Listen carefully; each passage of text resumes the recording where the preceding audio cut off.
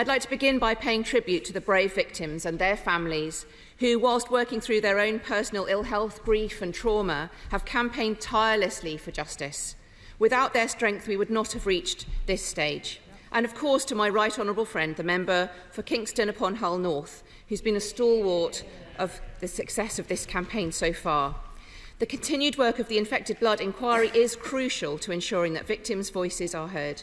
I had the privilege of meeting with victims of this scandal last month, and their stories will stay with me forever. No one should have to experience the pain and anguish they have faced and are still facing. Justice delayed, continuing to be delayed, is justice denied. While we await the conclusion of the report and inquiry, those who are given contaminated blood products are dying at a rate of 1 every 4 days. Families have suffered decades of health issues, financial loss and stigma. Victims, those affected and infected, will have watched the Minister's statement today with heavy hearts and disappointment and some degree of anger. There seems to be no commitment from the Minister to respond to the second report until the final report is published in the autumn.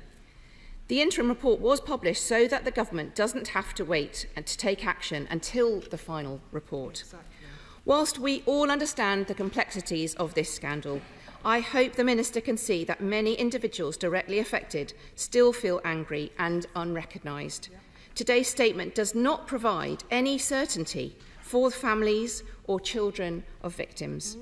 So, Madam Deputy Speaker, I have 5 questions for the Minister to finish with. First, does he agree with Sir Brian's statement in the interim report that time without redress is harmful? No time must be wasted in delivering that redress.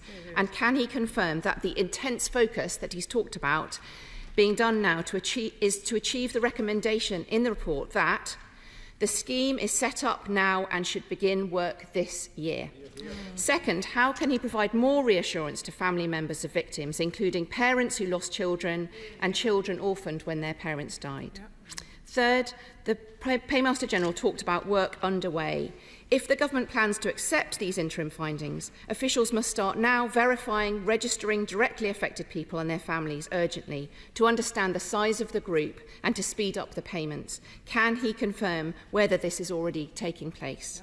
Fourth, will he commit to more regular updates on the progress and direction of travel on this issue ahead of the inquiry's final report later this year?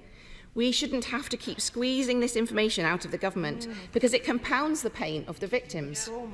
And finally, will he agree to meet with me and my right honourable friend, the Shadow Chancellor of the Duchy of Lancaster, so that we can work together to deliver the justice the victims deserve?